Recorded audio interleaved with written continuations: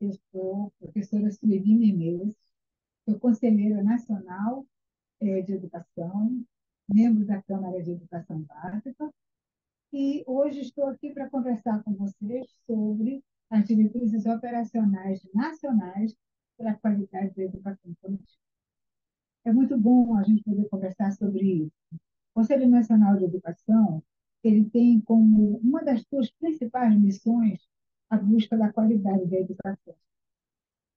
E foi com muita alegria que o Conselho acolheu uma demanda encaminhada pelo INEC na busca de estabelecer parâmetros para essa qualidade da educação. E aí, quero só fazer uma lembrança um pouco histórica. A educação infantil, até 1996, até a nossa LDB se consolidar, ela era um curso livre, não tinha muitas exigências sobre essa qualidade. E isso é uma luta que vem há muito tempo, a busca dessa qualidade. E é importante na nossa conversa de hoje, porque ela traz exatamente esse passo de amadurecimento da educação brasileira, quando ela começa, então, a exigir uma qualidade mais específica da oferta da educação.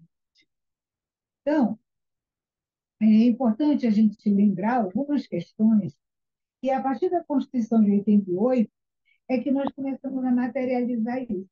Sair do curso livre e se instituiu a condição de que a educação infantil fazia parte das obrigações do Estado, dos deveres do Estado, dos direitos do aluno. Antes era opcional.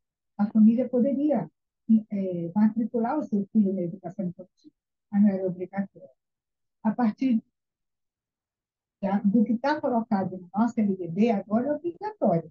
O pai tem obrigação, a família tem obrigação de matricular o seu filho e o Estado tem obrigação de ofertar essa educação infantil para as crianças e universalizando. Okay? Muito bem. É importante lembrar que, nesses tempos, nós estamos vivendo um aprofundamento muito grande desse sentido social da educação infantil. Ela gerou, portanto, um aumento de vagas muito grande. Lembrando também de quem é a obrigação de ofertar a educação infantil, né? Na divisão de responsabilidade da nossa legislação, a educação infantil até o final do ensino fundamental, a obrigação de oferta é do município. O Estado pode ofertar de sexta série ao nono da educação fundamental, pode, e o ensino médio. Então, essa divisão de responsabilidade também facilita um pouco a gente cobrar essa qualidade, ok? Então, é preciso ver que a gente pode pensar assim, poxa, mas há tão pouco tempo que a educação infantil ela é obrigatória. Esse país, então, está atrasado. Então, vamos ter que analisar de que, na verdade, a legislação ela vem buscando se instalar de acordo com a demanda das pessoas. E a sociedade é que vai demandando, que vai criando os movimentos sociais, as legislações, as articulações, as negociações que vão formando isso. Então, há um avanço sistemático dessa oferta, da qualidade da oferta, a partir de vários fatores, como, por exemplo, o avanço das políticas públicas. Dependendo do governo que estiver atuando naquele momento, ele pode dar um avanço extraordinário na política pública, como é que está acontecendo agora, quando esse governo federal estabelece como meta assim, consolidar, fortalecer essa política de qualidade da oferta de educação. Um outro aspecto também são as descobertas científicas, as descobertas acadêmicas sobre essa questão, que vão evoluindo. As entidades, as universidades, os profissionais que ficam se preparando em estrito senso, lato senso, eles vão avançando. Isso tudo somado, ela dá, então, essa possibilidade de você estar o tempo inteiro avançando essas políticas, melhorando essas políticas. Então, hoje, se a gente for fazer uma análise bem concreta, é muito difícil, por exemplo, nós trabalharmos, por exemplo, o IDEB, ele dá um parâmetro de qualidade do ensino fundamental e médio. Mas nós não temos o IDEB da educação infantil. Por quê? Porque não temos parâmetros. Nós não temos diretrizes que estabeleçam esses parâmetros como obrigatórios, como nós temos nos outros níveis. Então, a qualidade desse atendimento, ele teria que ser avaliado pelos processos pedagógicos, avaliado pelas condições da oferta, e, na verdade, hoje o INEP, o nosso Instituto Nacional de Pesquisa, ele não tem dados que possam afirmar a qualidade da educação. Na verdade, teoricamente, ou na prática mesmo, nós só temos um indicador que é o mais utilizado. Qual é a cobertura que aquele município oferece? Ele tem uma população X de crianças de 0 anos, 11 meses, e quantos por cento daquela população ele consegue oferecer a creche? Esse é o único número que hoje a gente pode avaliar a qualidade da educação. E uma das razões para pensar nesses parâmetros, nessas novas diretrizes, é exatamente essa, criando uma possibilidade. Mesmo assim, a educação infantil tem avançado muito. Nos últimos tempos, a última marca trouxe 93, quase 94% de cobertura, vamos dizer assim, de que as crianças conseguem atender. E esse dado ele é daquele monitoramento do PNE, o terceiro estágio de monitoramento, o último número que nós temos um pouco mais consolidado. O censo escolar ele apresenta é, outras, é, outros números mais favorecedores, mas, na verdade, uma questão que se coloca como básica é que essa qualidade ainda não está de acordo com aquilo que nós acreditamos, enquanto educadores, que deve ser oferecido nessa fase tão importante que é a primeira infância e que abriga dentro dela a educação infantil. A primeira infância vai até 7 anos aproximadamente, a educação infantil é de 0 a 5 anos, 11 anos. Então, em estudos recentes, por exemplo, o que, é que se observou? Que essas creches avaliadas, elas trazem como uma avaliação, sem parâmetros muito concretos, mas ela traz, o INEP trouxe, lemos essa pesquisa de Lemos em 2022, ela traz que as creches 3,3%, por exemplo, consideraram ela ótima.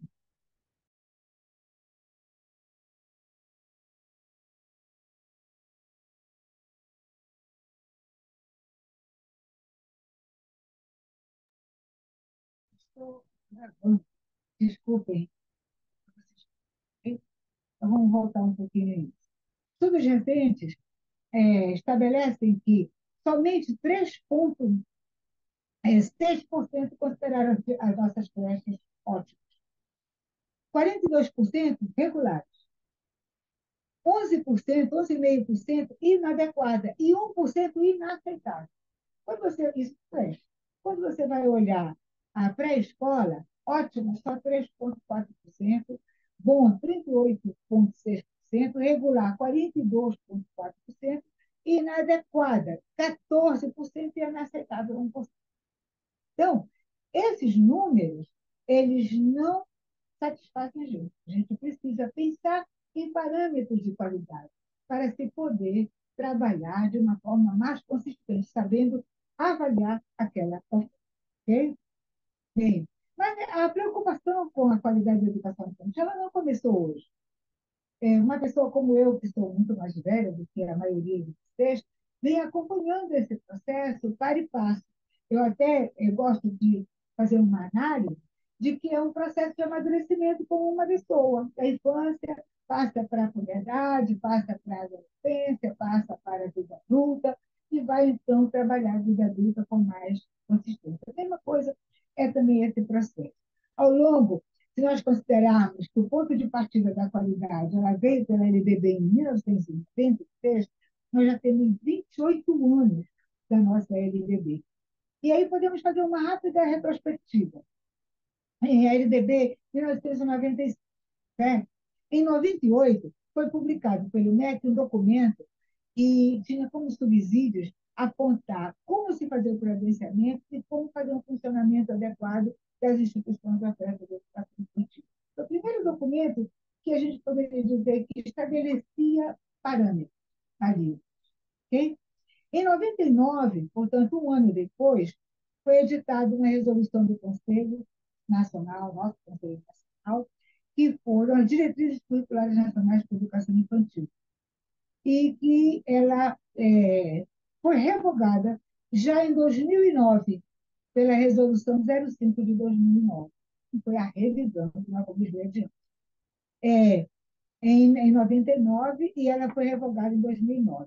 Mas no ano 2000 foi aprovado um parecer, 4 de 2000, com as diretrizes operacionais para a educação infantil, como complemento da educação da Resolução 1 de 99, que também já foi revogada. Em 2006, aí começa a história dos parâmetros. Em 2006 foram discutidos e apresentados à sociedade pelo MEC os primeiros parâmetros nacionais para a qualidade da educação. Esses parâmetros eles foram trabalhados em todas as escolas, mas o documento não era uma diretriz, era uma orientação do MEC, um trabalho de convencimento, mas que não tinha um suporte legal. E ela, até 2018, ela permaneceu com esse formato. Essas diretrizes nacionais, em 2018, elas foram revisitadas, foram revisadas, foram reorganizadas. Elas eram 3 volumes e passaram a ser um único volume. E aí, esse volume, ele trabalhou, assim, dando um formato. Qual era a proposta desses parâmetros? Era orientar os sistemas o que se considerava importante para se dizer que aquela escola era uma escola de oferta de educação. Isso veio em 2018 até 2024. Em 2024, que é este agora, foi elaborado pelo MEC a revisão e a atualização desses parâmetros de qualidade da educação infantil, que foram encaminhados, então, para o CNE e que, para minha alegria, minha honra, meu privilégio, vieram para minha mão e eu sou a relatora desse processo. Fazendo essa revisão, e a proposta é encaminhar para que ela possa orientar diretrizes nacionais e operacionais para a qualidade. Qual é a diferença? Eu tenho, de um lado, parâmetros e do outro, diretrizes. Parâmetros são balizas, são trilhas, dizem, estabelece, como o próprio nome diz, os parâmetros que a gente vai considerar que é de qualidade. Diretrizes são mandatórias, que estabelece aqueles indicadores que são importantes e que serão cobrados, e que são obrigatórios a partir do momento em que nós temos uma diretriz nacional. E é disso que estamos falando hoje, de uma diretriz nacional que torna obrigatória a oferta da educação infantil dentro desses parâmetros de qualidade que nós estamos discutindo desde 2006 e que, desta feita, o Conselho Nacional, articulado com o MEC, transforma eles em diretrizes que precisam ser observadas obrigatoriamente. Uma questão importante que nós precisamos discutir é que os parâmetros anteriores eles eram muito mais bem, são mais enxutos agora. Vocês vão ter a oportunidade de acesso. E que, na verdade, os parâmetros anteriores também, eles cobravam de tudo para todos. Cobrava do pai, do professor, do diretor, da comunidade, enfim, de todo mundo.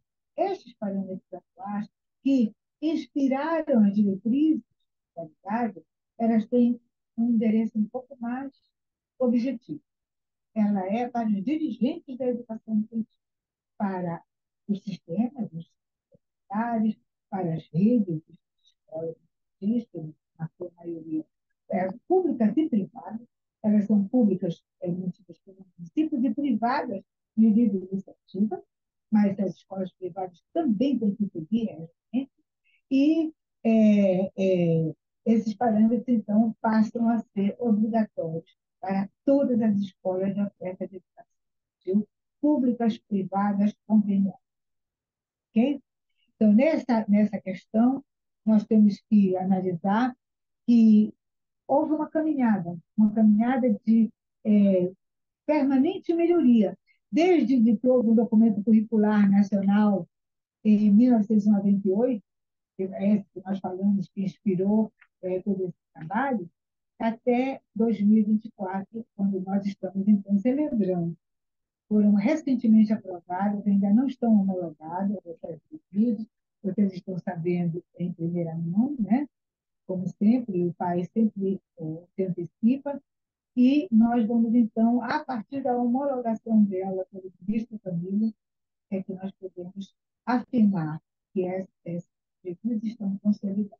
Okay? Dentro dessa perspectiva, nós temos que lembrar que ela trabalha, a diretriz ela veio alinhada com os parâmetros. Os parâmetros eles estão divididos em 5 dimensões. Okay? A primeira dimensão é a gestão da educação infantil, que nós colocamos em consulta pública, foi aprovada por 96% da população que entrou na consulta pública. Okay? A identidade de formação profissional foi aprovada por 92% de todo mundo que entrou. A terceira dimensão é o projeto político-pedagógico, 96,5% apresentaram propostas de avaliação positiva. E a quarta é a avaliação da educação infantil, 97% da aprovação, e a dimensão 5, que é infraestrutura, edificação, materiais, que foi a maior aprovação, 98%. Quando nós apresentamos os parâmetros, nós fomos à consulta pública, e essa consulta pública concordou com aqueles parâmetros nesse nível que eu falei, com mais de 95% de aprovação. A partir disso aí é que elas foram então, transformadas em diretrizes operacionais nacionais de educação. Nós vamos agora caminhar um pouquinho sobre a resolução. Como é que essa resolução vai se posicionar? Quer dizer, vocês vão trabalhar na questão das escolas com essa resolução. A resolução é que vai dar essa diretriz de como eu vou criar uma escola infantil. Eu sou uma pessoa da educação privada, eu vou criar uma escola infantil. Eu sou um prefeito, um secretário de educação, e eu vou, então, ampliar a minha rede de escolas. Onde eu vou buscar os parâmetros de qualidade nessas diretrizes. Nós estamos começando a discutir. A primeira proposta é para quem? Para quê? É, a quem elas se destinam? Quem é o público dessas diretrizes?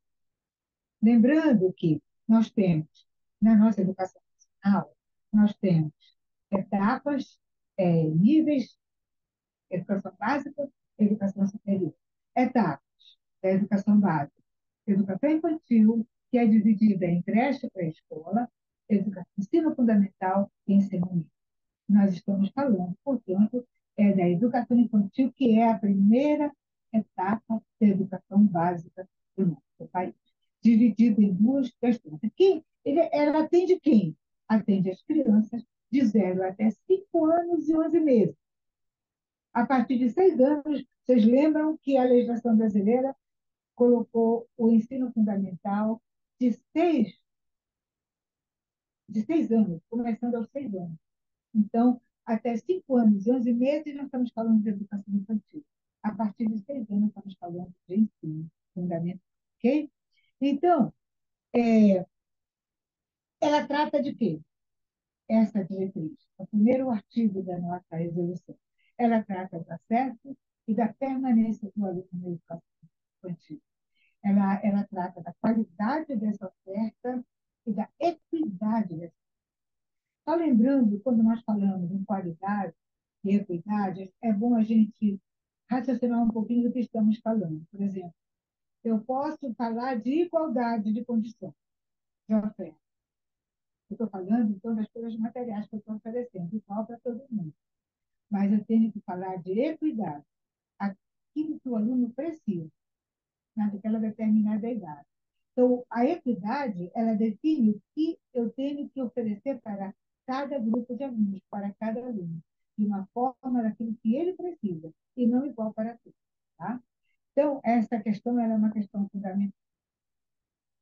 As diretrizes, elas servem para quê? Primeiro, processo de tomada de decisão, tanto na formulação, na implementação, no monitoramento e na avaliação das políticas.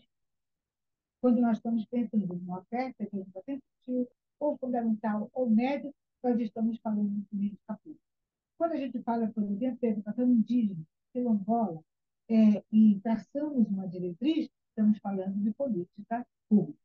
Então, essa diretriz, ela é inspiradora, ela é a baliza, ela é a orientação que deve ser seguida para a formulação, implementação, monitoramento e avaliação das políticas públicas destinadas à educação infantil nas três esferas. Por que eu chamo a atenção das três esferas? Porque vocês vão dizer assim, mas, conselheira, a educação infantil é só ensino municipal. Não, ela pode estar também em outras esferas. Por exemplo, nós temos estados ainda, municípios, onde o Estado cuida da educação. Nós temos, por exemplo, escolas de aplicação de universidades, e quem cuida dessas escolas de aplicação da educação infantil é o sistema federal. Quer dizer, por isso que a gente, quando se reporta a educação infantil, nós estamos nos reportando as três escolas. Okay? A outra questão que ela deve fundamentar os processos de gestão administrativa e pedagógica, tanto da escola pública quanto da escola privada. Ela é que deve definir como a escola é educada, como essa gestão é trabalhada, tanto da escola pública quanto da escola privada. E ela deve também inspirar os processos de acompanhamento, de monitoramento e de avaliação da qualidade da educação infantil desenvolvidas pelos órgãos de controle interno, seja da Secretaria ou do INEP. Lembra que logo no início da nossa fala, nós mostramos que o INEP vai ter, a partir dessas diretrizes, ele vai ter indicadores para poder criar uma política de avaliação sistêmica, uma avaliação em grande escala, em ampla escala, também da educação infantil, tal qual eles realizam da educação do ensino fundamental e do ensino médio. A oferta ela é pública ou privada e ela tem que estar de acordo com a singularidade do aluno. Por isso é difícil fazer educação num país como o nosso. Porque quando nós falamos de qualquer etapa, por exemplo, da educação infantil, nós estamos falando de uma etapa que atende todos os alunos. A escola infantil urbana, a escola infantil quilombola, indígena, ribeirinha, educação bilíngue de surdos, o aluno da educação especial, a educação do campo. E a nossa grande luta de qualidade é que esse público de cada uma dessas modalidades de ensino seja atendido dentro da sua singularidade, seja atendido de acordo com a sua diferença, seja atendido de acordo com a sua necessidade. Aquilo que nós falamos ainda há pouquinho, a equidade, ela tem a ver com isso. Eu vou oferecer para o aluno indígena aquilo que ele precisa, para o aluno quilombola, para o aluno da cidade, para o aluno do campo. Então, a equidade é aquilo que está de acordo com a singularidade e com a diferença. Então, vocês observam que alguns conceitos a gente precisa primeiro definir para poder estarmos alinhados com a questão da educação infantil. Primeiro, do que falamos quando estamos falando da educação infantil? Ela é a primeira etapa da educação básica. Ela é oferecida em escolas de educação básica, tanto em creches quanto em escolas. E elas se caracterizam como o quê? Como espaços educacionais, institucionais não domésticos, que constituem estabelecimentos, tanto públicos quanto privados, que educam as crianças de 0 a 5 anos e 11 meses, no período de urno, na jornada integral. E vocês sabem que na outra grande discussão da qualidade é garantir a educação infantil em tempo integral e numa proposta de educação. O outro conceito é quando nós estamos falando de qualidade da educação infantil, nós estamos nos referindo aqui, né? Nós estamos nos referindo a garantir acesso e permanência para esse bebê e para essa. Estamos falando das condições de infraestrutura física adequadas. Ele tem que ter uma escola do tamanho dele, tem que ter uma escola adaptada à idade, adaptada às condições, adaptada às condições, por exemplo, de uma criança com alguma deficiência. Tem que ser assim. Então, o ambiente de interações planejados e organizados para promover a aprendizagem e o desenvolvimento integral dessas. Nós estamos falando, quando falamos de qualidade, na oferta de uma gestão democrática, participativa, onde a gente ouça a comunidade, ouça a família, ouça os professores, ouça todos aqueles que, direta ou indiretamente, estão ligados à educação. E também que seja um acompanhamento permanente das atividades, sempre lembrando que o acompanhamento que não implica em promoção, nós vamos ver lá adiante, quando falarmos da avaliação. E aí o terceiro conceito, o primeiro é a educação infantil, o segundo é a qualidade da educação infantil, o terceiro conceito que eu quero diferenciar, parâmetros de qualidade da educação infantil. Os parâmetros são balizas, são limites, de que forma eu estou trabalhando a qualidade, qual é o limite que eu vou considerar aceitável de qualidade. E essas balizas, elas, quando vêm para a diretriz que já se torna obrigatória, ela passa a gerar um conceito de unidade nacional. Quer dizer, quando nós falarmos de qualidade da educação infantil, nós estamos falando para o país inteiro. Uma qualidade que seja equivalente, mesmo que ela atenda às diferenças locais.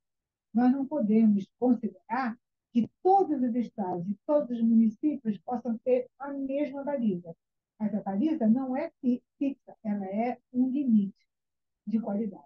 Então, ela precisa ser observada e adaptada. Por isso que essa norma ela é nacional, que ela deve ser replicada nos conselhos estaduais e também nos conselhos municipais, onde cada um desses entes normativos vão fazer a adaptação para os seus sistemas, para o tamanho do seu sistema, para o orçamento do seu sistema. Mas tem, certamente, estabelecendo as balizas de qualidade necessárias para ser aceito e avaliado pelos conselhos estaduais, como nas escolas. Okay?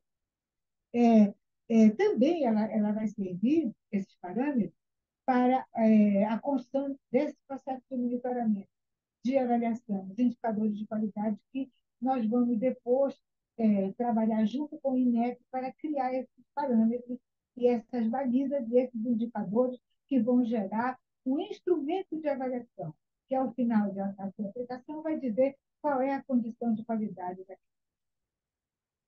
Afinal, a proposta dos parâmetros serem transformados em diretriz é exatamente a garantia de uma política pública que ofereça qualidade e equidade, que possa superar a desigualdade. Nós sabemos que o nosso país é muito grande e que a desigualdade entre todas as esferas, todos os níveis de atuação da educação é muito. Mas a proposta da diretriz é exatamente essa: reduzir essas desigualdades, trabalhando o conceito de unidade e buscando superação dessa diferença que respeita. Okay? Então, agora eu vou passar rapidamente para vocês sobre essas dimensões que nós falamos.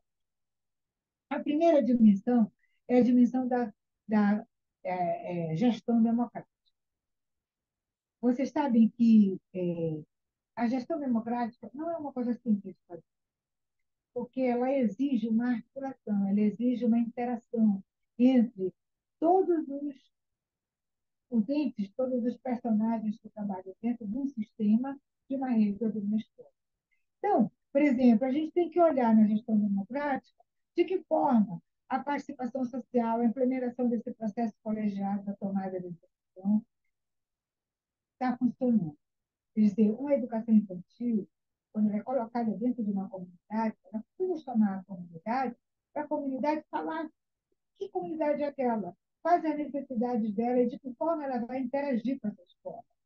Isso é gestão democrática. Isso é uma forma de trazer esse conceito de qualidade para uma gestão compartilhada.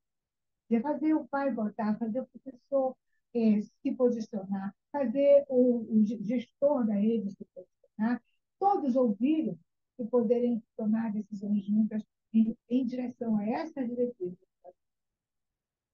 A transparência, por exemplo, sobre aquela comunidade, tem quantos alunos, qual é a população daquela, qual é a população daquela escola, as escolas daquela comunidade estão fazendo atendimento, qual é a cobertura que o município está dando para essa etapa que é obrigatória hoje, e que precisa realmente ser trabalhada. Em especial, de 4 a 5 anos, que é obrigatório a educação funcionária da creche. O terceiro aspecto da gestão compartilhada, da gestão democrática, é o diálogo com os conselhos de educação e os demais agentes como órgãos de sistema. Então, por exemplo, o Conselho Nacional fez essa diretriz, que está para homólogo do mundo. Quando você está homologada, ela tem valor no país inteiro, mas ela tem um valor indutor. Ela não tem valor é, efetivo nos estados e municípios, porque são entes federativos que têm autonomia. A proposta do Conselho Nacional é que os conselhos estaduais façam uma norma similar, validando essa norma do Conselho Nacional e fortalecendo. Nós só seremos fortes com membros normativos quando nós conseguirmos fazer essa articulação entre o nacional, o estadual e os municípios. Então, essa questão ela é muito relevante. E a gestão democrática ela tem tudo a ver com isso. Colocar em discussão os conselhos, chamar as comunidades para discutir, chamar os prefeitos, secretários de educação para discutir de que forma eles vão cumprir essa determinação nacional. Criar os conselhos das escolas, os conselhos escolares que vão opinar, conselhos de famílias, o conselho de professores e gestores, para que as decisões tomadas coletivamente elas tenham força e possam ser realmente percebidas e trabalhadas como uma forma única, fortalecida. A escuta, por exemplo, das famílias, a escuta da comunidade, ela é fundamental para essa e a articulação entre os governos federal, estadual, distrital e municipal, que nós falamos. Se nós temos uma norma que tem uma linha, adequada, ela não precisa ser igual. Ela precisa ter uma linha. Por exemplo, nós vamos trabalhar lá no Estado, as 5 dimensões. Só que eu posso trabalhar com alguma diferença dentro dessas 5 dimensões, mas fortalecerá muito o nosso trabalho se nós tivermos um trabalho na mesma linha das 5 dimensões. Essa gestão também o mecanismo institucional para levantamento e monitoramento da demanda de vaga. A obrigação do município, por exemplo, é ofertar vaga para a creche de educação infantil, principalmente a educação